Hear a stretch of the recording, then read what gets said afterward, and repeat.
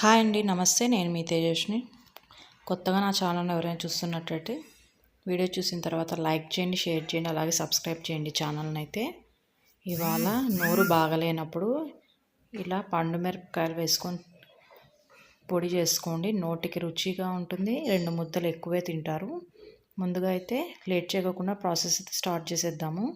Stove on చేసి బాండ్లీ పెట్టి 1 table spoon oil వేసుకుందాము. ఇలా పండు మిర్చి అయితే ఒక 7 వేసుకొని ఆయిల్లో బాగా వేపుకుందాము. అలా వేయించుకొని చల్లారనిచ్చుకుందాము. ఇప్పుడైతే మిక్సీ జార్లోకి మనం వెల్లుల్లి రెవ్వలు ఒక 5-6 వేసుకుందాము. అలాగే 1 టేబుల్ స్పూన్ దాకా సాల్ట్ వేసుకొని మనం వేపుకున్న పండు మిరపకాయలు అయితే చల్లగైపోయినాయి. ఇప్పుడు జార్లోకి అయితే వేసేసుకుందాము.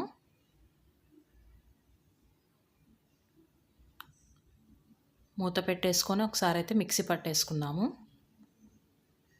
ఇలా పట్టుకున్న తర్వాత ఇలా కొబ్బరి పొడి ఆడించుకుంటానండి మేమైతే. ఇది ఒక 1/2 కప్ వేసుకొని ఇంకొకసారి మూత పెట్టి మిక్సీ పట్టేసుకుంటే మన రుచికరమైన పండు మిరపకాయలతో కొబ్బరి పొడి అయితే అయిపోయిందండి. మీ దగ్గర పచ్చి కొబ్బరి ఇంట్లో ఉన్నా కూడా పచ్చి కొబ్బరి వేసుకోండి, ఎండు కొబ్బరి ప్లేస్లో అయితే. ఇది వేడివేడి అన్నంలోకి నెయ్యి వేసుకొని తిన్నా బాగుంటుంది, చపాతీలోకైనా బాగుంటుంది.